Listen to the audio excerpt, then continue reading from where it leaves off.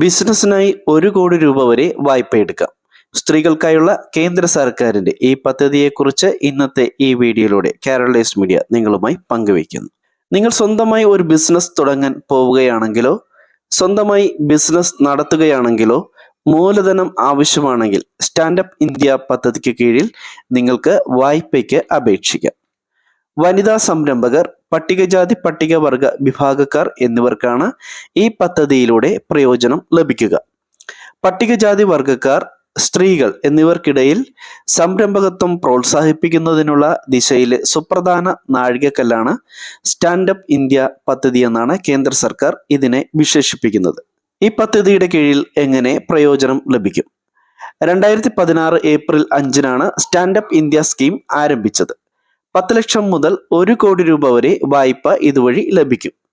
പരമാവധി 18 മാസത്തെ മൊറട്ടോറിയം കാലാവധിയോടെ 7 വർഷത്തിനുള്ളിൽ വായ്പ തിരിച്ചടയ്ക്കാവുന്നതാണ്. വായ്പയുടെ പലിശ നിരക്ക് ഈ വിഭാഗത്തിൽ ബാങ്കിന് ബാധകമായ ഏറ്റവും കുറഞ്ഞ നിരക്കായിരിക്കും. താഴെത്തട്ടിൽ സംരംഭകത്വം പ്രോത്സാഹിപ്പിക്കുന്നതിലൂടെ സാമ്പത്തിക ശാക്തീകരണവും തൊഴിലവസരങ്ങളും സൃഷ്ടിക്കുക എന്നതായിരുന്നു ഈ പദ്ധതിയുടെ ലക്ഷ്യം. പദ്ധതി 2025 വരെ ഇപ്പോൾ നീട്ടിയിട്ടുണ്ട്.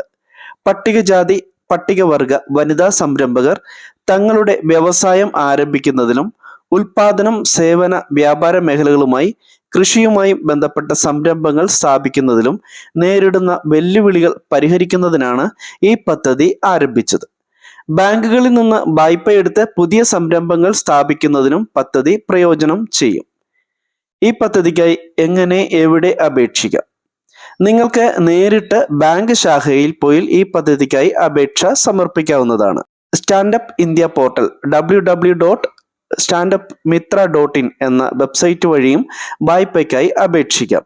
ഇതുകൂടാതെ ലീഡ് ഡിസ്ട്രിക്ട് മാനേജർ LDM മുഖേനയും വായ്പയ്ക്കായി അപേക്ഷ സമർപ്പിക്കാവുന്നതാണ്. ഈ പദ്ധതിയിൽ അപേക്ഷിക്കുവാനുള്ള യോഗ്യത: പട്ടികജാതി അല്ലെങ്കിൽ പട്ടികവർഗ വിഭാഗക്കാർ, 18 വയസ്സിന് മുകളിലുള്ള സ്ത്രീ സംരംഭകർ. ഗ്രീൻഫീൽഡ് പ്രോജക്റ്റുകൾക്ക് മാത്രമേ പദ്ധതിക്ക് കീഴിലുള്ള വായ്പകൾ ലഭ്യമാകൂ. ഗ്രീൻഫീൽഡ് ഉൽപാദനം, സേവനങ്ങൾ അല്ലെങ്കിൽ വ്യാപാര മേഖലയിലും കൃഷിയുമായി ബന്ധപ്പെട്ട പ്രവർത്തനങ്ങളിലും ഗുണഭോക്താവിന്റെ ആദ്യ ബിസിനസ് ആയിരിക്കണം. വ്യക്തിഗതമല്ലാത്ത സംരംഭങ്ങളുടെ കാര്യത്തിൽ 51% ഷെയർ ഹോൾഡിങ്ങും നിയന്ത്രണവും ആവശ്യമാണ്. വായ്പ എടുക്കുന്നയാൾ ഏതെങ്കിലും ബാങ്കിൽ അല്ലെങ്കിൽ ധനകാര്യ സ്ഥാപനത്തിൽ കുടിശ്ശിക വരുത്തുന്നവരായിരിക്കരുത്. സ്റ്റാൻഡപ്പ് ഇന്ത്യയുടെ ഔദ്യോഗിക വെബ്സൈറ്റായ www.standupmitra.in നിന്ന് കൂടുതൽ വിവരങ്ങൾ നിങ്ങൾക്ക് അറിയാവുന്നതാണ്.